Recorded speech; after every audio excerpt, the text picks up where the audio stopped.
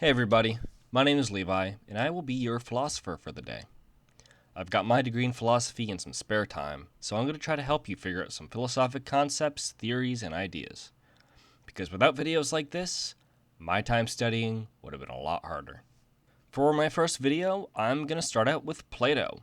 As Alfred North Whitehead once said, the safest general characterization of the European philosophical tradition is that it consists of a series of footnotes to Plato. Specifically, what I'm going to be talking about is Plato's theory of forms, and a specific critique known as the third man argument. This originates from Plato's own text, his dialogue known simply as the Parmenides. In it, a young Socrates, who is really just a stand-in for a young Plato, has an argument with an older philosopher known as Parmenides. In this dialogue, Parmenides really rips into Plato, concluding that his theory of forms always ends up in a vicious regress. But before going into the specifics, let's just quick go over what the theory of forms is to begin with.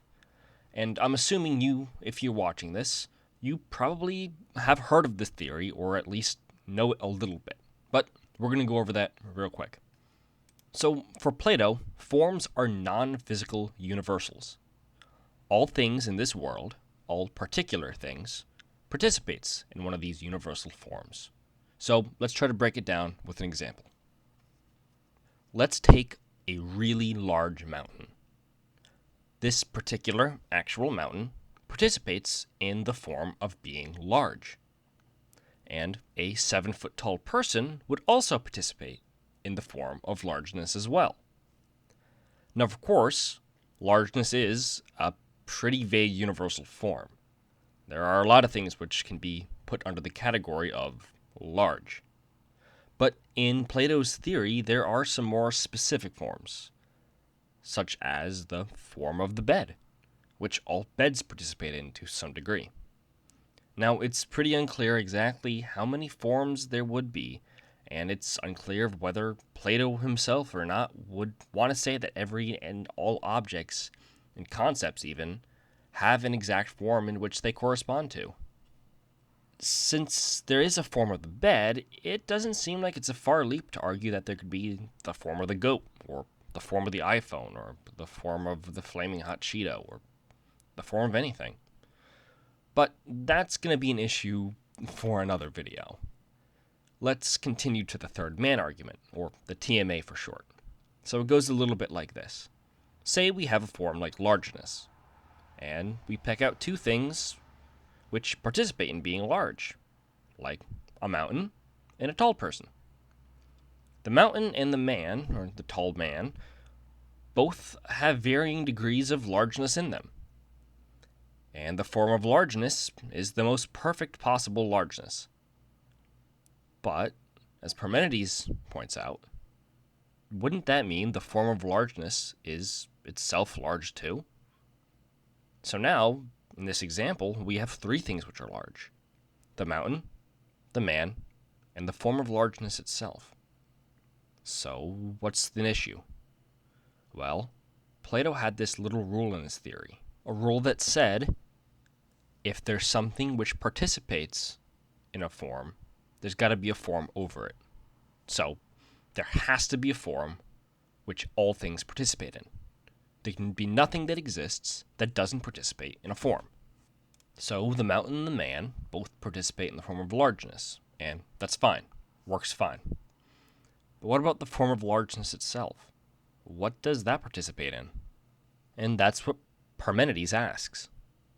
What does the form of largeness participate in, since it itself is large? Is there another form of largeness? Say largeness 2? Alright, that would work. The form of largeness participates in the form of largeness 2.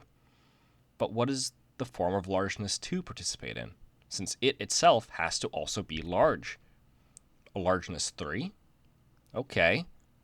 But then that has to participate in largeness 4. And then 5, 6, 7, and onward until infinity. We end up in a vicious regress, where every single form participates in another, bigger version of itself, forever going onwards. And Plato does not like that. And that really is the crux of Parmenides' argument. He sums up the third man argument in saying, "So another form of largeness will make its appearance, which has emerged alongside largeness itself, and the things that partake of it, and in turn, another over these, by which all of them will be large. Each of your forms will no longer be one, but unlimited in multitudes." And for the theory of forms, that's pretty damaging. So, there it is. The forms don't work. Plato himself admits it. Although he admits it, of course, through his characterization of Parmenides in his text. At the end, he leaves himself pretty much defeated. Parmenides is the winner, and the theory of forms has a big hole in it. But why would he do this? Why would he spend all this time building this complex theory, arguing for it, writing dialogue upon dialogue, and committing pretty much a whole career just to destroy himself in the end? Well, the answer may come in another one of his dialogues, The Sophist, in which he seems to give an answer to the problems raised in the Parmenides, specifically an answer to the third man argument. Forms, says Plato, can be self-participating. So largeness doesn't have to have a largeness to participate in. Instead, largeness just participates in itself, participates in being large. Sure, it's an infinite regress of a kind, but at least this one doesn't seem to be vicious. The forms still follow the rule that they have to participate in something, and that something is themselves. It seems to work out pretty well for Plato. And along with this, Plato argues that the forms also get to interact with each other. They're not separate. They kind of group up in collections of forms rather than just being individual ones off on their own. For an example, take my bed. I've got a queen-size bed, so I think it's pretty large. And so, if Plato's theory of forms is a correct theory, my particular bed would participate both, to some degree, in the form of being a bed, in the form of largeness, and the form of softness, and whatever other universal idea or form that would come to describe it. So, maybe Parmenides didn't win in the end. Maybe Plato was just setting himself up for a better answer. But, who knows? His student Aristotle might have a thing or two to say about this that brings the argument back in a more damaging way. But that's for another video. Hope this helped you.